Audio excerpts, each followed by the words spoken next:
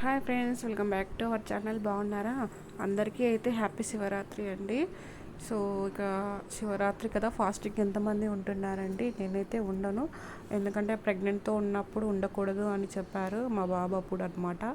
So అందుకని నేను అప్పుడు వదిలేశాను. ఇంకా మండే రోజు మళ్ళీ ఎప్పుడైనా వస్తే మళ్ళీ స్టార్ట్ చేస్తానండి. సో ఇక ఇప్పుడైతే చిలకడ దుంప చూపిస్తున్నాను. సో స్వీట్ పొటాటో అంటారు కదా, ఇదనమాట.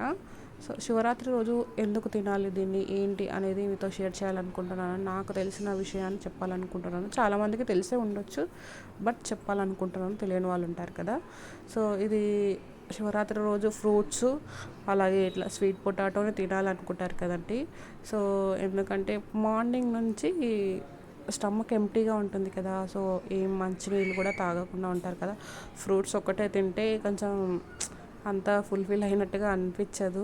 సో ఎక్కువ మంది ఈ స్వీట్ పొటాటోని తినడానికి ఇష్టపడుతూ ఉంటారనమాట. సో ఇది ఎక్కువ శక్తిని ఇస్తుంది అనమాట.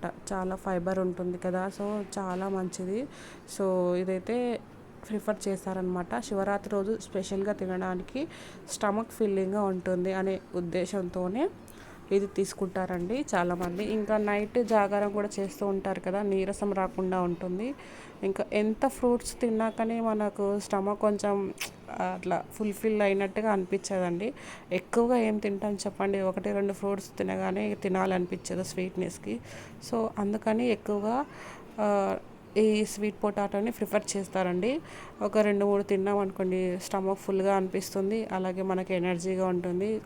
సో నీరసం రాకుండా కూడా ఉంటుంది. అందుకనైతే దీన్ని తీసుకుంటూ ఉంటారు. సో మన అమ్మమ్మలు నానమ్మల కాలంలో అయితే ఇలాంటివి ఎక్కువ దుంపల గడ్డకు చెందిన జాతివి ఎక్కువ తినేవారు అనమాట. అందుకే వాళ్ళు చాలా స్ట్రాంగ్గా ఉండేవాళ్ళు అనమాట. సో బోన్స్ కూడా చాలా స్ట్రాంగ్గా ఉంటాయి. చిన్నపిల్లలకు కూడా చాలా మంచిదండి ఇది. అసలు వీక్లీ ఒక 2 times 3 times పెడితే కనుక వాళ్ళకి చాలా బాగుంటుందండి. ఇంకా ఫైబర్ ఉంటుంది కాబట్టి జీర్ణశక్తి కూడా చాలా బాగుంటుంది అనమాట. సో అదండి రీజన్, శివరాత్రి రోజు తినడానికి మెయిన్ రీజన్. ఉపవాసం ఉండడం వల్ల ఇది తీసుకుంటే మనకు కొంచెం ఎనర్జీగా ఉంటుంది. నెక్స్ట్ డే మార్నింగ్ నీరసంగా ఉండకుండా సో ఉంటుందన్నమాట. సో నాకు తెలిసిన విషయం అయితే ఇది. సో ఇదైతే శివరాత్రి రోజు అనమాట, అంటే ఈరోజు మార్నింగ్దే అనమాట. అప్పుడే అప్లోడ్ చేస్తున్నాను నేను. ఇక్కడ నేనైతే మార్నింగ్ లేచేసిన మా పనులన్నీ ముగించుకున్నాను. తర్వాత అయితే పూజ చేస్తున్నాను. తొందరగా ఏం చేయలేదు నేను. నా పూజ కంప్లీట్ అయ్యేసరికి 10:30 అయిందండి. చిన్నోడు ఉంటాడు కదా, ఇంకా వాడు ఒక్క మాట అస్సలు వినడండి. ఇవాళ స్కూల్ లేదు కాబట్టి ఇంకా లేట్గా లేచాడు. ఇంకా వాడికి స్నానం చేయించి పాలు తాగిపించి చేసేవరకు కొంచెం లేట్ అయింది. ఇంకా అత్తయ్య కూడా ఉంది కాబట్టి నాకు కొంచెం హెల్ప్గానే ఉంది.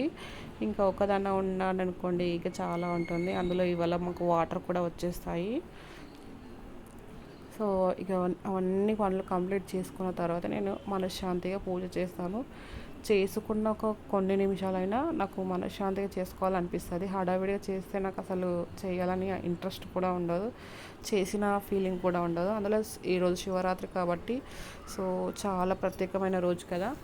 మార్నింగ్ అయితే టెంపుల్కి వెళ్ళడం కుదరలేదండి. ఈవినింగ్ అయితే వెళ్తాము. మాకు ఇంటి దగ్గరలోనే గుడి ఉందన్నమాట, అక్కడికైతే వెళ్తాను. చాలా రష్ ఉంటుందండి అసలు. ఇవాళ శివాలయం కాబట్టి చాలా ఇంకా అభిషేకాలు అవన్నీ జరుగుతూ ఉంటాయి. ఎర్లీ మార్నింగ్ 3 నుంచే స్టార్ట్ అవుతుందండి ఈరోజు. సో ఆఫ్టర్నూన్ 12 వరకు జరిపిస్తారు అభిషేకాలు. స్పెషల్ అనమాట. మా చిన్నోడు చిన్నగా ఉండడం వల్ల మాకు ఇవన్నీ వీలవ్వట్లేదు. అంతకుముందు అయితే అభిషేకాలు నేను కూడా చేయించేదాన్ని. సో బాబు పుట్టిన కాడ నుంచి అయితే ఇంకా చేయించలేదు. వాడు కొంచెం పెద్దగా అయ్యాక చూద్దామనేసి అనుకుంటూ ఉన్నాను. ఎర్లీ మార్నింగ్ అయితే వాడితో అస్సలు అవ్వదండి, ఏడుస్తాడు బాగా.